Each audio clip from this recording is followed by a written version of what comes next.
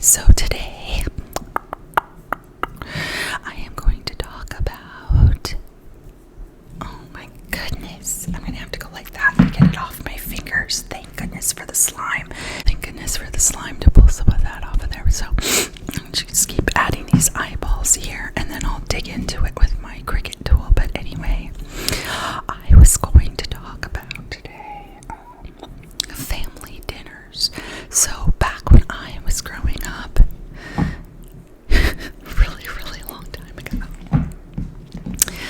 it was just the norm. The thing was you ate dinner together. That was just what you did as a family. Everybody, like, that was being a good parent, was to have your kids at the dinner table, and people and everyone like talking about their day, but you just sat at the dinner table together as a family, right? That was just the thing you did. And I don't have very many good memories about dinners around the table when I was younger.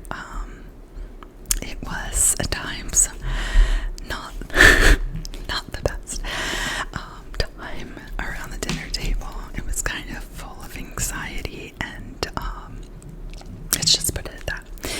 So look at that. I'm just going to add it like that. Isn't that fun? Look, just do that. Just do that. Get all those little ones off of there. So yeah, so I can remember one time when we were sitting at the dinner table, and my sister and I are 9 years apart. She's younger than me, and I just adored her. She was the cutest little thing, and she started to like she was not happy about sitting there at the dinner table, and my stepdad like picked her up, took her away from the dinner table, and put her in her room and shut the door. And I snuck in there later and like just was with her, and because she was crying and upset. And so that was my dinner growing up, like stuff like that. So I don't have really great fond memories of it. I mean, there was times when like the big thing was like you had like your whole family over for meals and stuff like that. And that was pretty rare. Like we would do that occasionally, and that was fun. I liked having like guests over, friends and family and stuff. And that usually was, fun. And I remember one time my grandmother, she started choking on meat at the dinner table, and a guest of ours, of my mom's, was there, and she did the Heimlich, and I was like in awe. So yeah, some crazy stuff happened at dinner time. But anyway, so as as I got married and stuff like that, like I'm not the best cook, and I don't like to cook, and maybe it goes back to those dinners where I was like, like this isn't fun, this is stressful.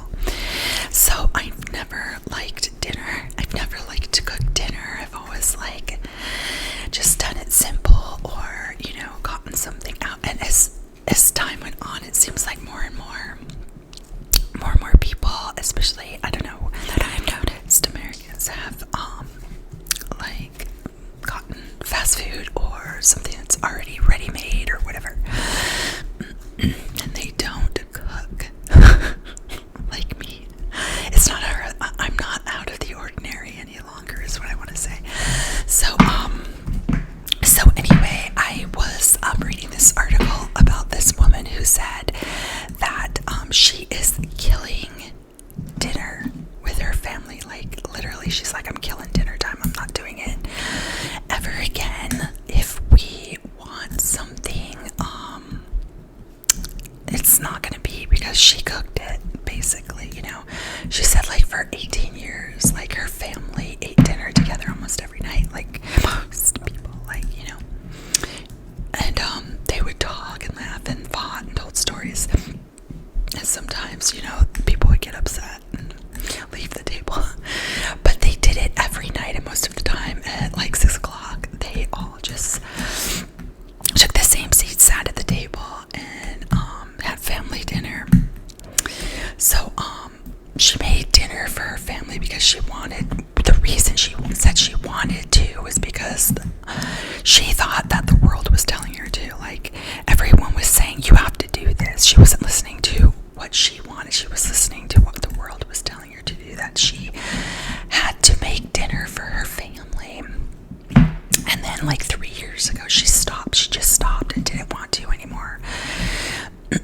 And she's just like putting it out there and saying, you know what? I'm here to tell the world. I'm here to tell whoever hates doing dinner the way she did can stop. Don't do it. Just stop. Don't do it anymore.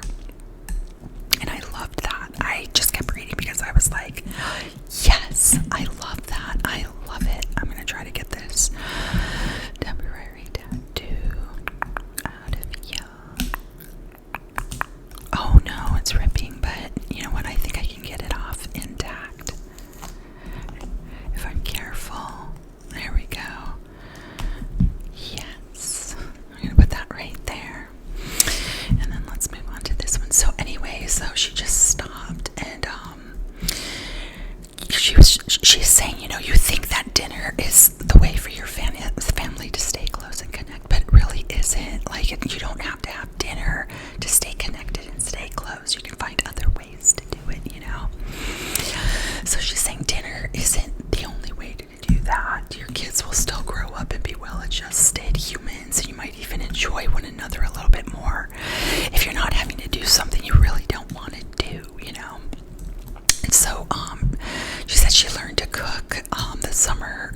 She was trying to get pregnant, and she just she was like 29 years old, and she went by a cookbook. She bought a cookbook and tried to teach herself to cook. Gosh, let me tell you, my husband is like fine with me not cooking. I'm trying cookbooks. I've tried all of that. I just have no interest. I think if you have no interest in something, you know, I feel negatively towards dinner.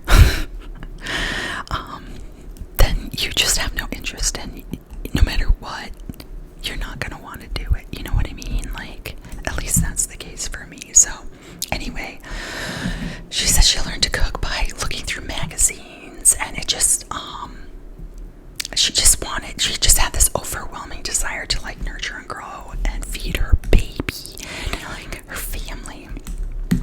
And she read and studied and learned to, you know, cook chicken a certain way and bake custard and like sear a steak in a cast iron pan, stuff like that.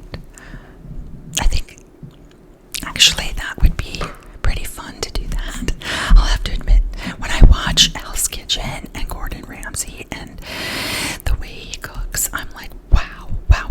Like, that would be fun to try that, you know, like searing a steak in an cast iron pan. Yeah, okay, yeah, I could hang with that. So, anyway, so she would make like salmon and stuff like that. And, she's saying that in a family, the person who learns to do a job well, which was her, becomes the person who does that job, and it's a simple, optimistic life. One, she didn't know when she was copying, you know, those gourmet recipes into her journal and learning and all of that. And then when her daughter was born, it was she had officially become the family cook.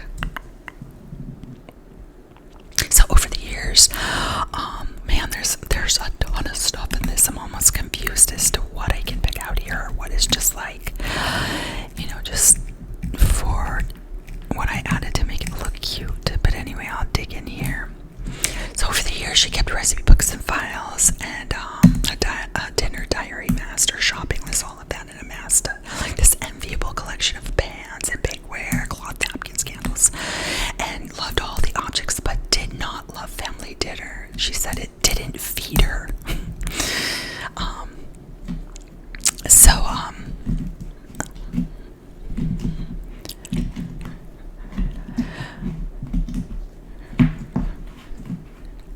So she said, yes, did she love family dinner? Sort of, sometimes. But she didn't love the work. She didn't love the daily obligation, the repetition, you know. Didn't like waking up in the morning when she felt like the whole day was ahead of her, full of promise, but instead thought about what in the heck is she going to make for dinner? Like, you know, and didn't want to do it anymore. She just didn't. She felt terrible about giving it